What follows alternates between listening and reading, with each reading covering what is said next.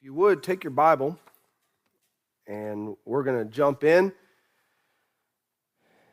My desire is tonight to finish up chapter 4 in what takes place.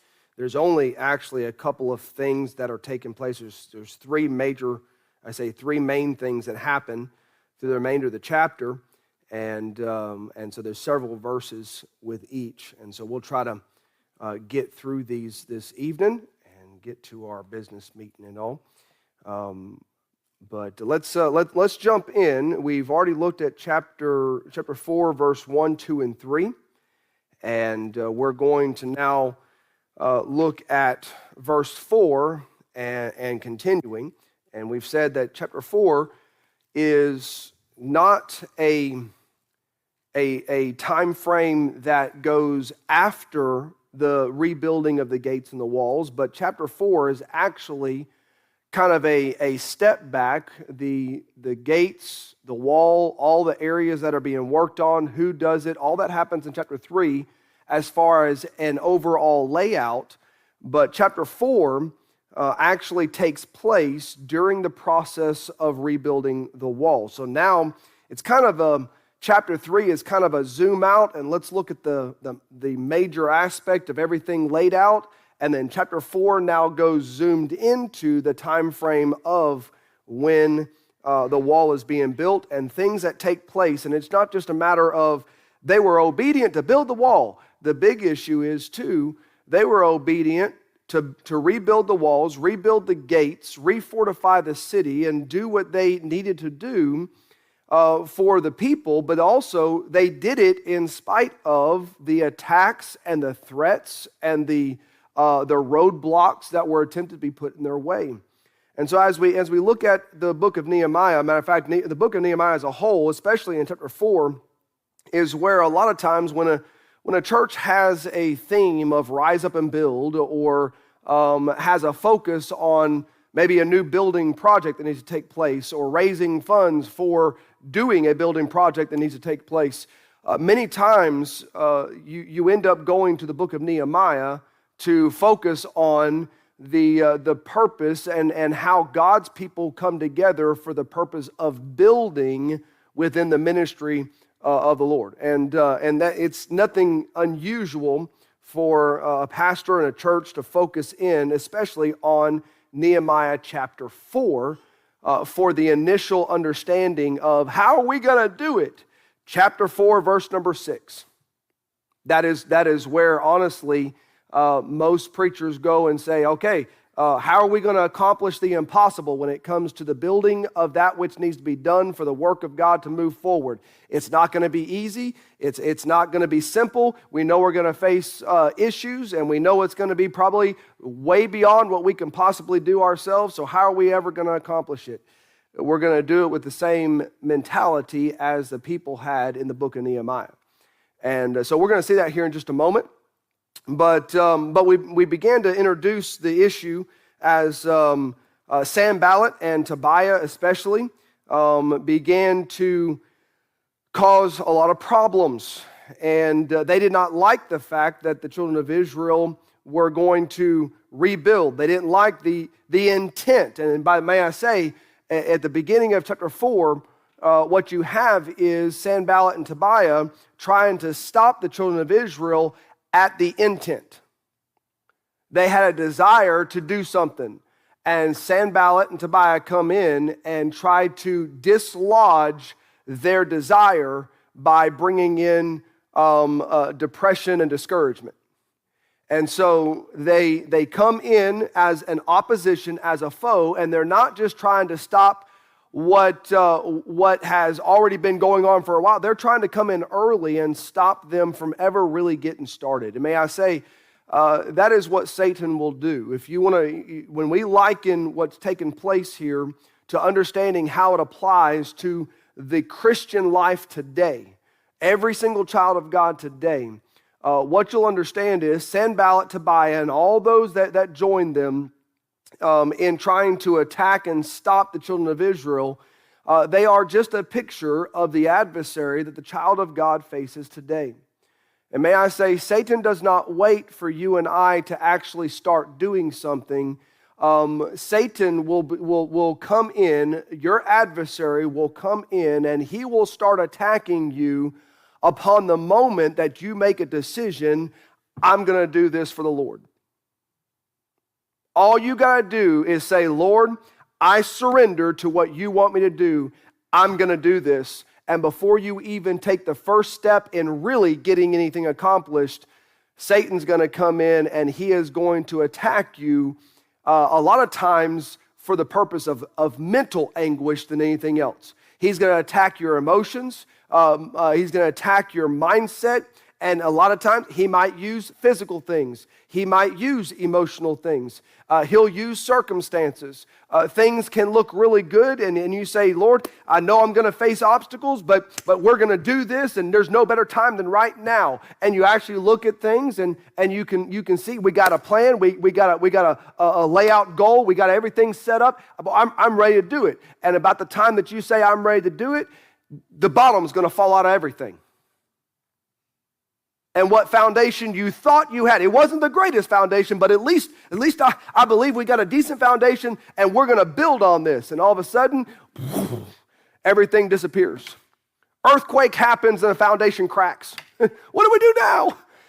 But that's what Satan's going to do. The first thing he'll do is he'll try to throw in whatever he can to stop you at intent. Well, we planned on, I had every intention of, and Satan would love for you to get to that point of, but this happened, that happened. Well, here's the thing, and by the way, that's where fortitude comes in to play, and that's where faithfulness comes into play for the child of God. When you make a decision to do something, maybe it's not just in giving areas, though, by the way, about the moment you say, I'm going to give more to the Lord, get ready for everything under the sun to possibly break down. Not saying it will, but, by the way, God can keep everything going well so that you can perform that which you've promised. But at the same time, he might allow Satan to push the edge a bit and cause some things to break down where you have to find out whether or not you really promised the Lord what you would do and you're going to stick to your promise and trust Him to take care of things you can't do yourself. Am I going to stick with the promise? Did I promise God, or did I just throw out a good idea that I'd hope that I'd be able to do as long as everything was perfect? And by the way, in giving, you'll run into those obstacles pretty early on. But it's not just in that. Maybe it's in your Bible reading. And you make a decision, I am going to stick with it. And let's just say that maybe for a little while you've been doing pretty good. Even before you made that determination in your mind, you said, Lord, I'm going to do this. I'm going to stick with this. I've been doing good. And this feels good. I've drawn closer than I've been in a long time, and I'm going to stick with it, Lord. And about that time, all of a sudden, the nights get shorter. You wake up late in the mornings. You start running like crazy. Boy, I haven't had this kind of problem in weeks. I wonder why. All of a sudden, you start facing the obstacles that make you have to question yourself, did I mean it when I said I am going to do this?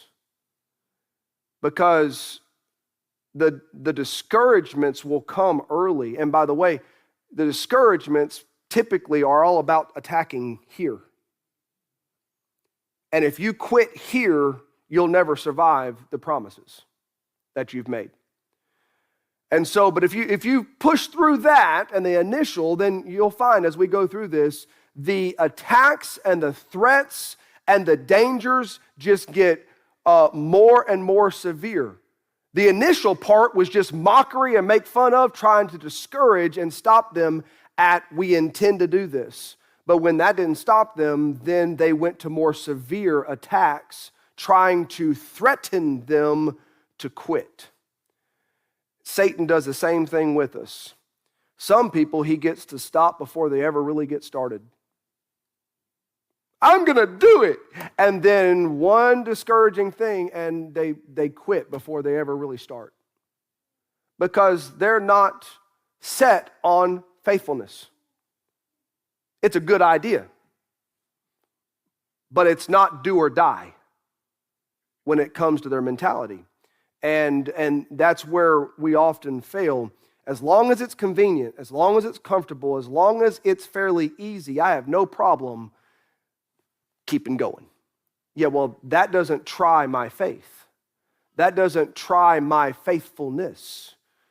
And sometimes God allows things to try your faithfulness, and sometimes Satan does things that God allows to happen in order to just get you to stop. Regardless, it is a test of your resilience and resolve. But here, the children of Israel are struggling at the very beginning. And so what do they do? What is their reaction that is a good example for us in how we face the adversary when we are trying to do what God has laid on our heart to do faithfully? Maybe it's service in some area. Maybe it's just faithfulness in some area. Or maybe it's taking up and taking a big step of faith in an area I've never gone before. So it's not just trying to pick up things that I've let go of. Sometimes it's taking on things, territory I've never tried before in moving forward with the Lord. But we're going to face the same resistance that they faced in trying to rebuild the wall and trying to refortify the gates. And so what did they do? Verse 4 and 5 gives us the first thing. They prayed. Verse 4 and verse number 5 says, after Tobiah the Ammonite and Sanballat had made fun of them and mocked them and downed them about their intent, they just cry out and say, "Hear, O our God, for we are despised, and turn their reproach upon their own head, and give them for a prey in the land of captivity." You say, wait a second, they're actually praying for the very things that they're saying against the children of Israel. They're praying for those things to go back on them. Yeah.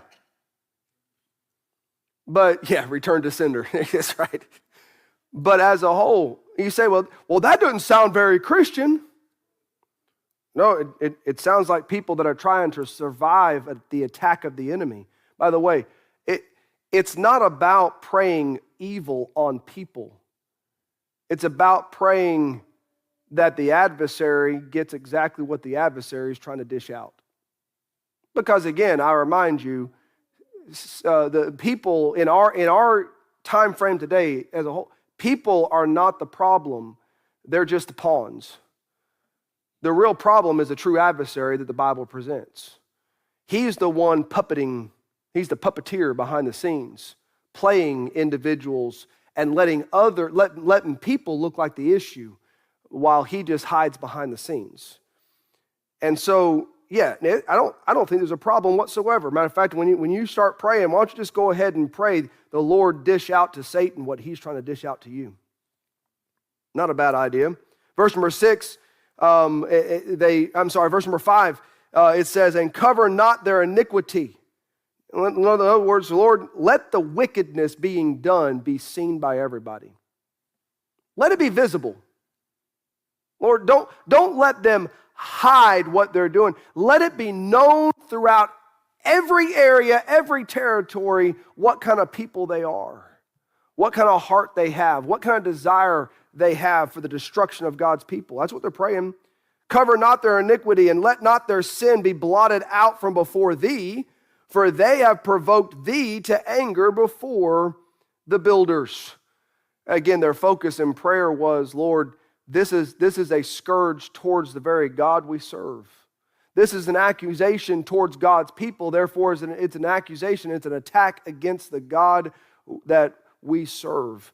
And so, as a whole, in this, we find that the only way to start in dealing with the attacks of adversary in trying to do something for the Lord, the child of God today learns you better not take the matters in your own hands as a human being. You might as well go ahead and take the matter to the Lord in a spiritual aspect of things. Sometimes if you avenge yourself, you just look like a bad guy. But if you let the Lord avenge you, he takes care of things in a way that I've been hands off. I've been the one attacked, and I have not attacked back, but I got a God who can handle it. That's not easy, by the way, because we are people that like to defend ourselves.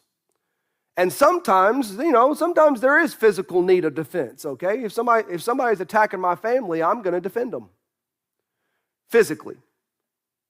If there's harm coming to my family, I'm going to step in the middle there. Now, I might face a little bit of death myself if I do it, but I'm going to step in the middle of it. But there are some things that we don't have to go on the defense ourselves about. We just need to go on our knees and say, Lord, I'm staying out of the middle of this. I'm taking the attack, but I need you to fight for me. And that's what they were saying. That's what they were praying before the Lord. Now, I'm going to skip verse number 6, and we're going to go on to verse number 7 and on here. So they prayed, but let me give you just a couple more verses very quickly. 1 John 5:14, dealing with prayer. And this is the confidence that we have in him, who? In Christ, that if we ask anything according to his will, he heareth us. Ephesians 6:18, praying always with all prayer and supplication in the Spirit, and watching thereunto with all perseverance and supplication for all saints. By the way, that's not just praying for our needs, it's supplication for all saints. It's praying for each other. Philippians 4:6, be careful for nothing, but in everything. By the way, that careful for nothing, again, other versions give a different name, a different word to that, but I'll give you the word because it really does apply, but this actually is an appropriate way of putting it in the King James Bible. So we're not taking away from that whatsoever. But when you look at the definition of it, it literally means careful for nothing, literally means not anxious. And so you say, well, anxious and careful are two different things. No, not when you understand the way of emphasizing careful. Care-filled. And not to put words to the Bible, that's not already there, but you could literally say it this way. Be not care-filled for nothing. Don't be filled with care. What is anxiousness? It is an overwhelming sense of, oh, what are we going to do? I don't know what to do. Okay? It's being filled with care so much that we cannot contain and we don't know how to handle. Okay? So it's a carefulness to not be filled up with care and anxiousness. So be careful for nothing, but in everything, by prayer and supplication with thanksgiving, let your requests be made known unto God. And by the way, I believe fully in Philippians 4:6, when it says by prayer and supplication, the reason it doesn't stop with that, but it says with thanksgiving, is because the thanksgiving side of it keeps your prayer life balanced.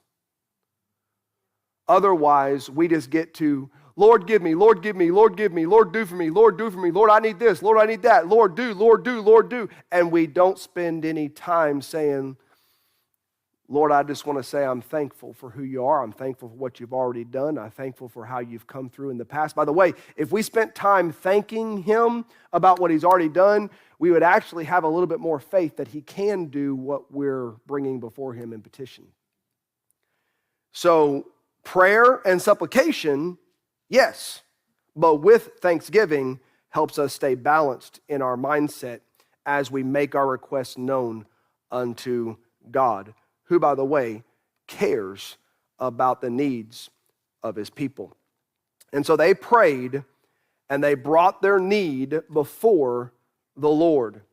And then we see in verse number 7, it says, but it came to pass when Sanballat and Tobiah and the Arabians and the Ammonites and the Ashdodites heard that the walls of Jerusalem were made up and that the breaches began to be stopped, then they were very wroth. And now they're not just mocking. Now they're just getting angry. Nope, nothing's stopping these people. And they're actually doing it. And they're not listening to what we're saying. How dare they not listen to what we have to say about them? And so they're getting very angry. Matter of fact, this is a lot of people. When you talk about the Arabians, the Ammonites, the Ashdodites, you're talking about whole entire groups of people becoming very wroth. Why? Because they've enjoyed years and years and generation after generation of just absolutely dominating over these people. They've enjoyed not having to worry about them at all. They've enjoyed not having a group of people that are blessed by the God they serve, and there's nothing they can do to stop it. They've enjoyed not having that problem. Now all of a sudden, they're afraid these people are actually going to get serious with God again. These people are actually going to start making an impact again. These people are actually going to start being heard in the community again. Man, we've had so many years of peaceful quiet. These people don't say a word. And now they're about to get loud again. Now they're about to be seen again. Now they're about to be heard again. We don't want that. We've been enjoying not having all these holy rollers around here. And now here they go. Going to start talking about their God again. Here they go. Going to start talking about where you're supposed to worship again and how you're supposed to worship again and how you're supposed to serve him again. Here we go. They're going to start making everybody have to feel convicted over stuff again, all because they don't know how to be quiet about what they believe. That's what's coming. That's what they don't like. By the way, just watch when a church, when God's people start getting out and start actually making much of Jesus, and not just in word or not just in platitude, but actually start doing with their lives what we're meant to do, and they become a nuisance to the community. Look and see how many times the society around them will actually start getting angry at, that church. Everywhere you go, you see about that church. Everywhere, everybody you run into there is always talking about the way we ought to live for the Lord. I'm so sick and tired of hearing how I ought to be living for the Lord. By the way, even good churchy people start feeling that way. Trying to make me feel like I don't do anything for God. I'm not even going to feel like anything. I'm just telling you what the Bible says. My job is not to bring conviction. My job is just to share truth. If the Lord brings conviction, then that's something between you and the Lord. If my life of action brings conviction, that's something between you and the Lord. I'm not trying to live better or do better or look better than anybody else. My job is just to be obedient to God. But by the way, when you get a whole bunch of people being obedient to God, there's a society around you that's going to hate it. And that's what these people were. They're mad. Why? Because we've had so many good years without them bothering us, and now they're going to be a problem again if we don't stop them. And so, verse number 8, they conspired all of them together to come and to fight against Jerusalem and to hinder it. Not just to make words against it. Their desire is to come and they're going to bring battle against the children of Israel. We're going to fight them. We're going to kill them. We're going to destroy them and make sure they never have a chance to build. So they're facing great opposition. They've already prayed, but here's what they do in verse number 9 to verse number 14. They prepared. They knew that they were in for it. They could tell instantly that there's an adversary that hates them, and they were not going to stop. They weren't going to stop at just making fun of them and trying to make them feel, ridiculous. They knew that was just the starting of it, but since that didn't go anywhere, they were aware that there was going to be some serious problems. So they went ahead and just stopped because they knew people wouldn't like it. No, they didn't. They said, we can't stop what we're supposed to do, but we're going to have to go ahead and prepare for battle all at the same time. By the way, this made the job much harder. The job of rebuilding, now they're not just having to rebuild, now they're having to rebuild and be ready for battle all at the same time. They now have to have a lot more equipment with them all the time. It just makes things that much more difficult. But by the way, difficulty didn't stop them from pressing forward. They prepared for what might come. They prepared themselves for what they might face. And they prepared to keep building in spite of it.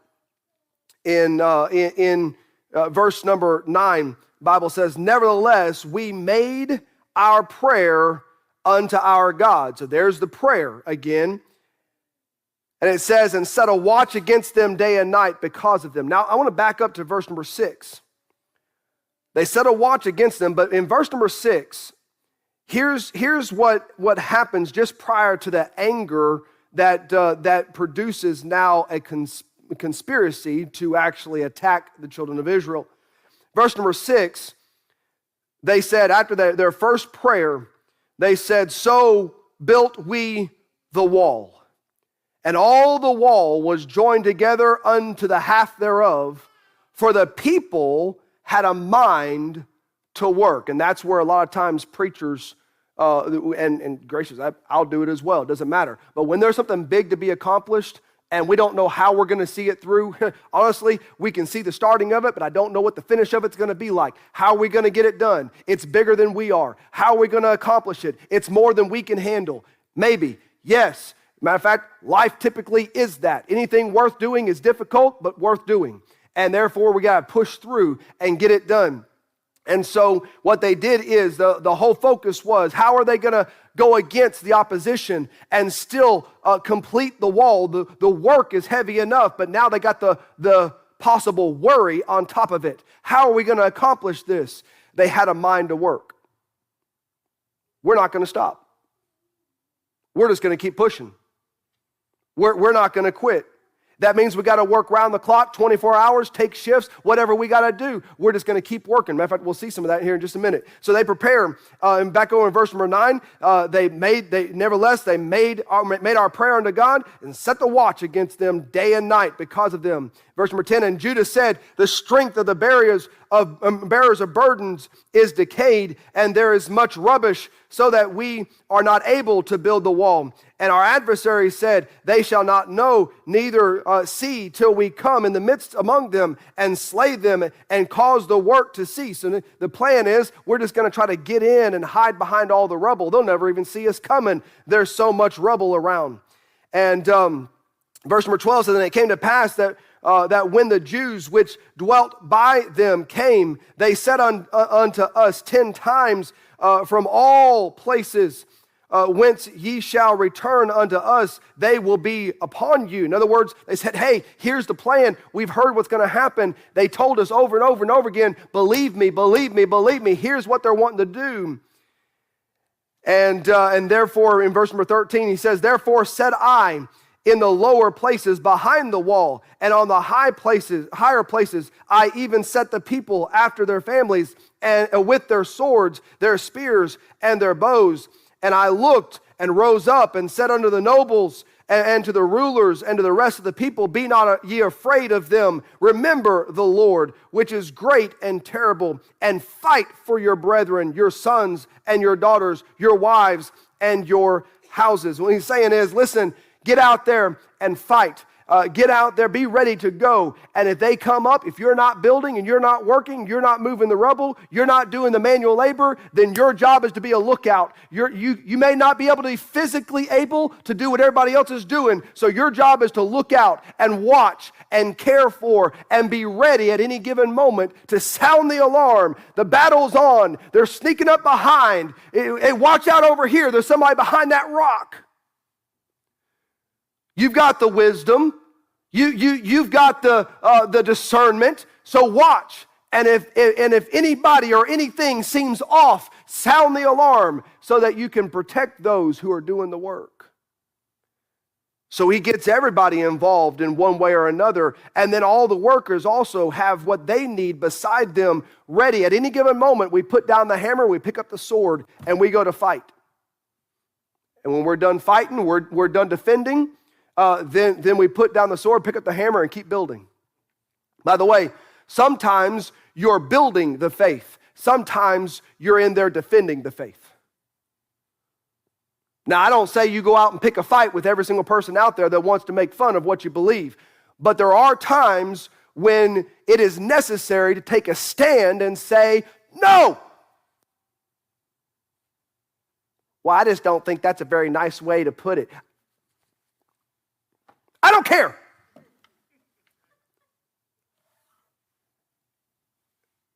everybody that attacks where I stand and what I believe, they're not very nice about the attack. I'm not going to be ugly, but I'm not going to beat around the bush. You're wrong. Matter of fact, the way you go about that, you call yourself a Christian and you want to attack what is easily found in the Bible and you want to try to attack what we stand for. By the way, that's wicked. But they say they believe in Christ and you called them wicked. Well, if they're acting like a heathen that's from the devil, then they're wicked. You say, well, that just doesn't seem to be a very loving way to handle things. I'm not saying go out there and attack people. But there are times, and by the way, there are times when Paul said there are times that we ought to just take wrong and move on. But there are times when we need to defend the faith. Defend what is true. Defend the doctrine of the Bible. When somebody tries to make accusation or say that, Christ wasn't really born of a virgin, problem. That's wicked.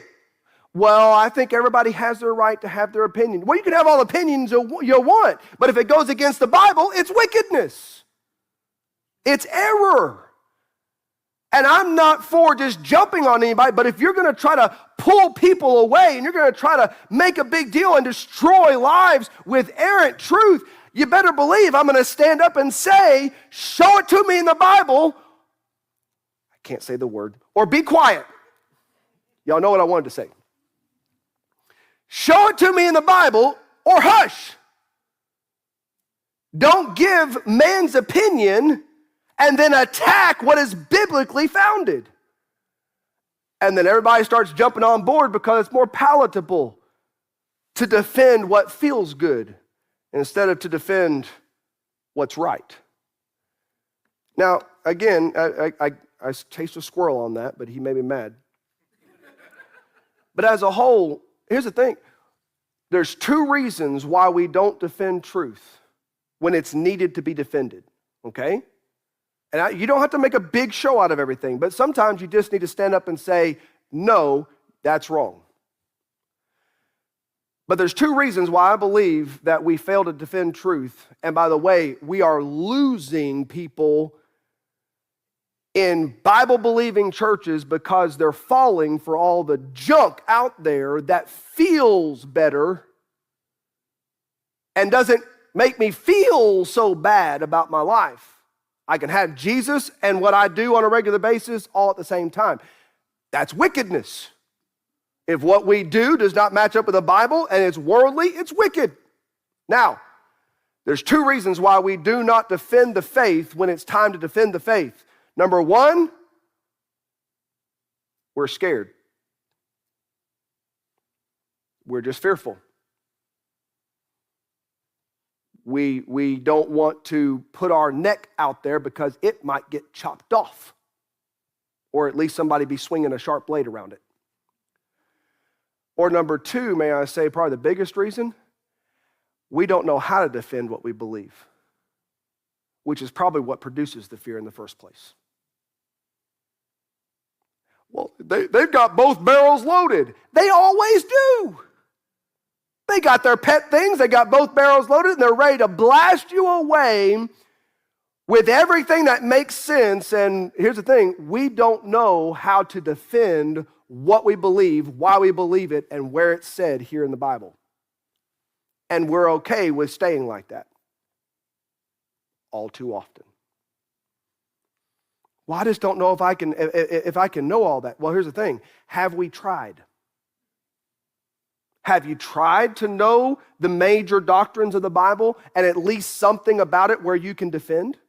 Have you made any note cards for yourself? Have you looked up at those? I mean, there's a ton of little pamphlet books you can get that have quick answers for some things, and they don't cost that much. You could have one on you at all times if you need that.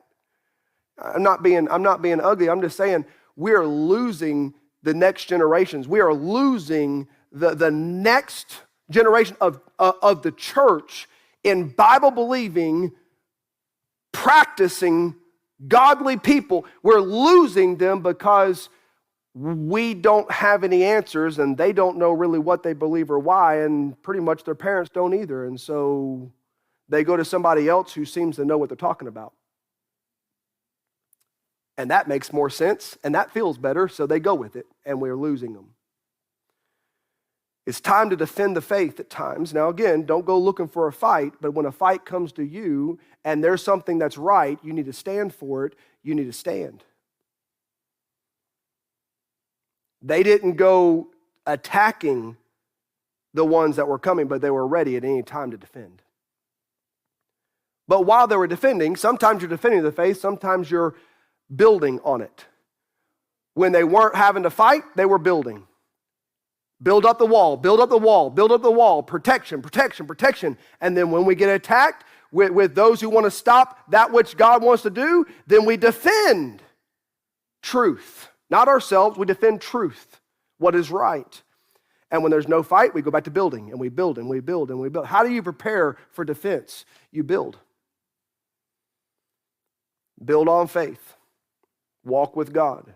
They prepared themselves. And I'll just tell you, y'all know Ephesians 6 gives an entire list of items that we need in this spiritual battle to defend against Satan, against the adversary. And the last thing, and we're done, they persisted.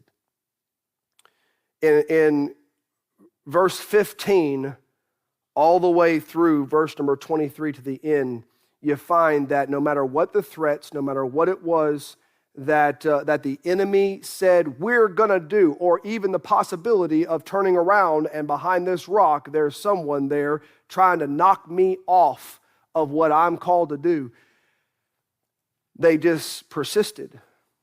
Persist means to continue steadily and firmly in the pursuit of any business or course commenced. To persevere with great obstinacy. We're really good at being obstinate. We just got to get it going in the right direction. They continued and they persisted. Verse number 15 says, and it came to pass when our enemies heard that it was known unto us, and God had brought their counsel to naught, that we returned all of us to the wall, every one unto his work. And it came to pass from that time forth that the half of my servants wrought in the work, and the other half of them held both the spears and the shields and the bows and the habergeons, and the rulers were behind all the house of Judah. They which builded on the wall, and they which bear burdens with those that laden, every one with one of his hands wrought in the work, and with the other hand held a weapon. For the builders, every one had his sword girded by his side, and so builded. And he that sounded the trumpet was by me. And I said unto the nobles, and to the rulers, and to the rest of the people, the work is great and large, and we are separated upon the wall, one far from another. In what place, therefore, ye hear the sound of the trumpet, resort ye thither unto us. Our God shall fight for us. So we labored in the work, and half of them held the spears from the rising of the morning till the stars appeared. Likewise, at the same time said I unto the people, let every one with his servant lodge within Jerusalem. By the way, sometimes you encircle the wagons. Oh, you're just trying to keep them sheltered from everything. No, sometimes you just need to circle the wagons and say, yeah, no, nobody else is coming in. And I know if my children are out there enjoying and doing all the things that everybody else is doing, the adversary is definitely going to be attacking their minds and their hearts, and they're going to be trying to destroy them. So we're going to circle the wagons a bit. Well, do I have to go to church? Yes, you do. Do I have to read a Bible? Yes, you do. Well, what if I don't want to? Then when you get old enough and you leave out of the house, you make that decision for yourself and you stand before God for the decisions you make. But in this house, yes, you're going to do it.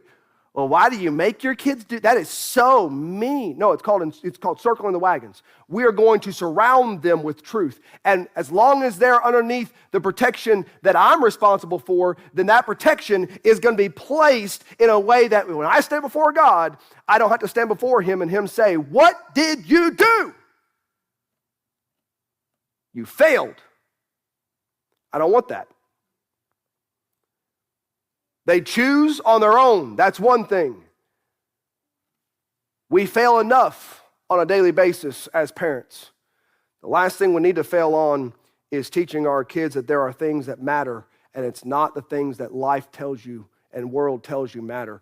It's what is eternal in this life and after this life that matter.